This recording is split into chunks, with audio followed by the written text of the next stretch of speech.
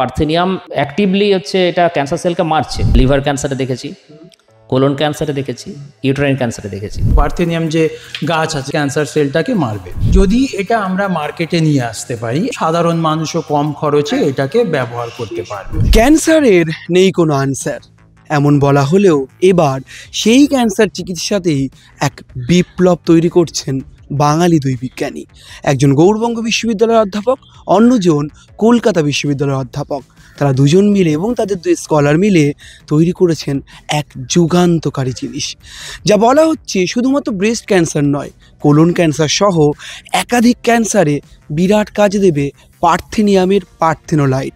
যে পার্থেনিয়াম যে আগাছার গন্ধে বলা হয় হাঁপানি রোগী হয়ে উঠতে পারেন আপনি, আবার যে পার্থেনিয়াম পুড়িয়ে দেওয়ার কথাও বলা হয় শুধুমাত্র পরিবেশের ক্ষতি হবে জেনে। কিন্তু কিভাবে এই বিষকেই অমৃত সমান করে তুলছেন এই দুই বিজ্ঞানী দেখাবো আপনাদের।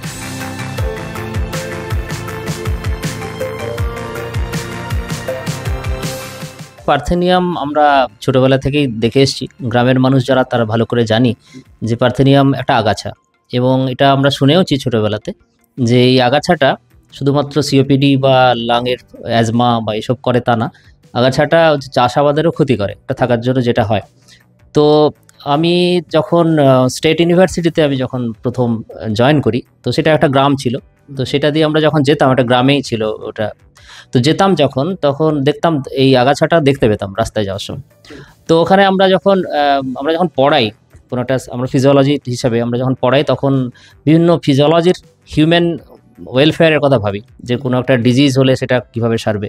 সেক্ষেত্রে সিওপিডিও এসে যাবে, অ্যাজমাও এসে যাবে, ইনফ্লামেশন, ক্যান্সার, এগুলো আছে পড়ানোর মধ্যে, প্যাথোফিজিওলজির মধ্যে পড়ানো হয়। তো এগুলো পড়াতে গিয়ে আমরা ভাবি যে এখন প্রেজেন্ট কি হচ্ছে, এর রেমেডি আছে বা এর নতুন কিছু করা যায় কিনা। যখন পার্থেনিয়াম ব্যাপারটা যখন আমরাও দেখেছি যে এটা অ্যাজমা হয় বা এইসব হয়, তখন পার্থেনিয়ামটা নিয়ে কিছু করা যায় কিনা, যেটা একটা বিষাক্ত একটা জিনিস, কিন্তু এটা নিয়ে কিছু করা যায় না, ভালো কাজে লাগতে পারে কিনা, সেটা নিয়ে একটু থিওরিটিক্যালি পড়াশোনা শুরু করি এবং দেখি যে এটা যারা পুরনো অনেক আদিম যুগে বা এখনও যেখানে মডার্ন মেডিসিন পৌঁছায়নি, সেখানে এটাকে অনেক সময় ব্যথা উপশমে ব্যবহার করে। তো ব্যথা উপশমে তখনই ব্যবহার হবে যখন অ্যান্টি ইনফ্লামেটরি বা ব্যথা কমাবে বা ইনফ্লামেশন কমাবে, সেরকম একটা ব্যাপার। তখন আমরা লিটারেচার সার্চ করে দেখি যে শুধু এটা অ্যান্টি ইনফ্লামেটরি না, কিছু কিছু ক্যান্সারের এগেনস্টেও এরা কাজ করে।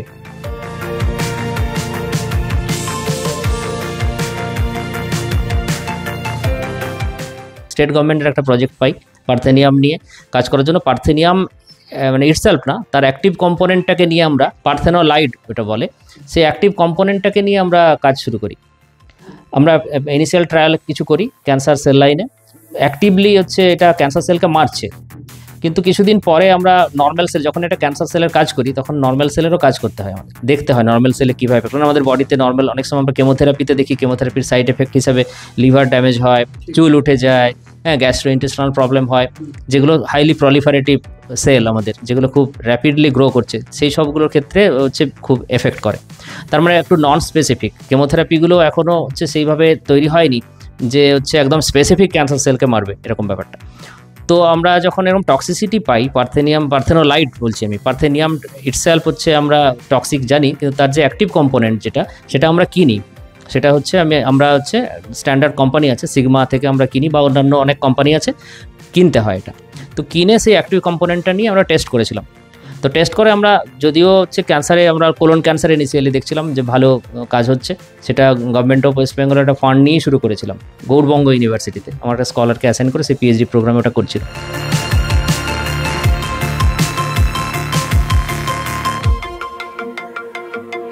তারপরে নর্মাল সেলে যখন সিগনিফিক্যান্ট টক্সিসিটি আসছে, তখন এখানে আমার কোলাবোরেটর রয়েছেন, তো ওনার সঙ্গে, উনি কেমিস্ট্রি, ওনার সঙ্গে আমি কথা বলি আসি যে এখানটায় টক্সিসিটি কমানোর জন্য আমরা কোনো ভেহিকেলের মধ্যে ন্যানো পার্টিকেল নিয়ে অনেকে কাজ করে, কিন্তু এই টক্সিসিটি কমিয়ে আমরা স্পেসিফিসিটি যদি বাড়াতে পারি, ক্যান্সার স্পেসিফিক হয়ে যায় এবং নর্মাল সেলের এফেক্ট কম হবে, তাহলে কিন্তু এইটা খুব প্রমিসিং হতে পারে।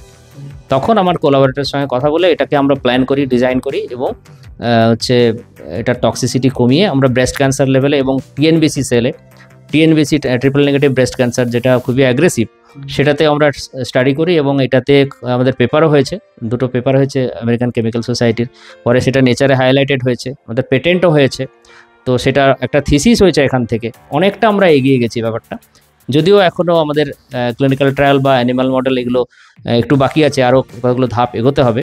অ্যানিমাল মডেল যদিও আমরা ইনিশিয়াল প্রিলিমিনারি কিছু শুরু করেছি, ব্রেস্ট ক্যান্সারের 2 রকম ব্রেস্ট ক্যান্সারে দেখেছি, লিভার ক্যান্সারে দেখেছি, কোলন ক্যান্সারে দেখেছি, ইউটেরাইন ক্যান্সারে দেখেছি, সবেতেই কাজ করছে এবং আশা করছি এটা অনেক রকম ক্যান্সারে করা যাবে এবং এফেক্টিভ হবে।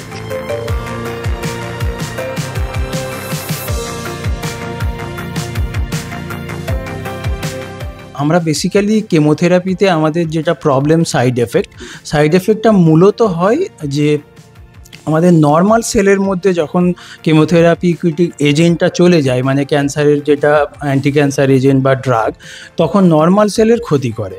তো সেই জন্য আমাদের সাইড এফেক্টটা আসে। তো আমরা ভেবেছি যে যদি আমরা এই পার্থেনোলাইট যেটা অ্যাক্টিভ কম্পোনেন্ট, সেটাকে আমরা যদি একটা শেল্টারের মধ্যে নিয়ে নিই, যেটাকে আমরা অমৃতর মোড়ক বলছি, তো সেটাকে শেল্টারের মধ্যে নিয়ে নিলে তাহলে কি হবে, এটা সিলেক্টিভলি আমাদের ক্যান্সার সেলের মধ্যে ঢুকবে, নর্মাল সেলের ক্ষেত্রে এটা ক্ষতিকর হবে না বা নর্মাল সেলের মধ্যে এটা ঢুকবে না। তো সেই জন্য আমরা নর্মাল সেলকে বাঁচাতে পারি, অ্যাট দ্য সেম টাইম আমরা ক্যান্সার সেলেও টার্গেট করতে পারি। তো ক্যান্সার সেলের মধ্যে যখন ওটা ঢুকে যাবে, তারপরে ক্যান্সার সেলের মধ্যে ওটা খুলে গিয়ে তারপরে ক্যান্সার সেলটাকে মারবে। তো এইখানে আমরা তাহলে কি দেখলাম যে নর্মাল সেলটাকে আমরা সুন্দরভাবে বাঁচাতে পারছি, কারণ নর্মাল সেলের জন্য পার্থেনোলাইট একটা বিষ। সেই জন্য আমরা যেহেতু ওকে একটা শেল্টারের মধ্যে নিয়ে ক্যান্সার সেলের মধ্যে পাঠাচ্ছি, তখনও ক্যান্সার সেলের জন্য শুধু বিষ হচ্ছে, কিন্তু নর্মাল সেলের কোনো ক্ষতি করছে না।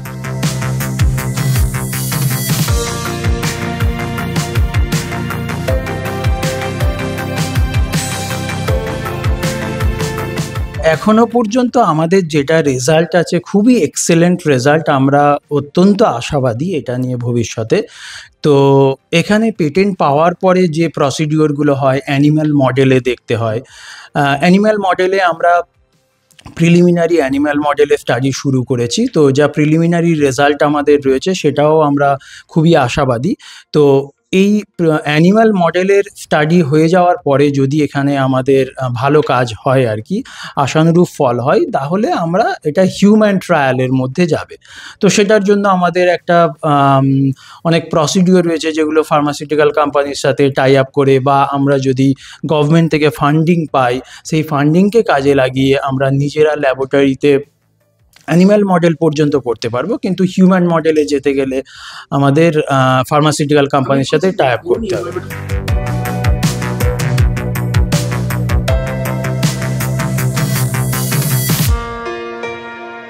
যদি এটা আমরা মার্কেটে নিয়ে আসতে পারি অ্যাজ এ কেমোথেরাপিউটিক এজেন্ট, তো সেখানে মানুষ ডেফিনেটলি উপকৃত হবে। কেননা আমরা যেভাবে এটাকে তৈরি করছি, তার খরচটা খুবই, মানে প্রোডাকশন কস্টটা খুব কম হবে।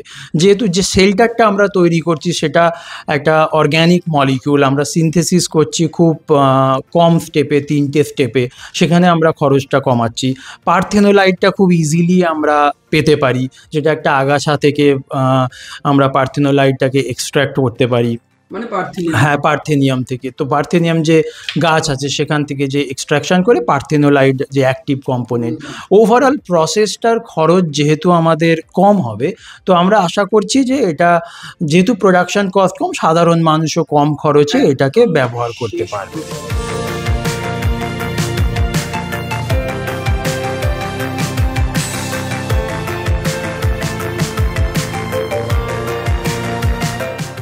অরুণ সানন্দা এবং বিপ্লব স্যার, মিজানুর স্যারের উদ্যোগে এই অসাধ্য সাধন ঘটাচ্ছে কলকাতার বাঙালিরা।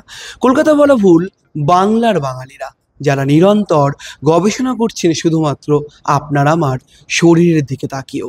তারাই বলছেন যে যদি এই গবেষণা ঠিকঠাকভাবে সফলতা অর্জন করে, অর্থাৎ বিভিন্ন ট্রায়াল যদি সম্পন্ন করে ফেলে, তাহলে বিপ্লব ঘটবে ক্যান্সার নিরাময়ের ক্ষেত্রেও। এখন দেখার বাঙালিদের এই উদ্যোগ, বাঙালিদের এই মেধা সত্যি দুরারোগ্য ব্যাধিকে কোনো রকমভাবে সারিয়ে তুলে নতুন কোনো উত্তর তৈরি করতে পারে কিনা।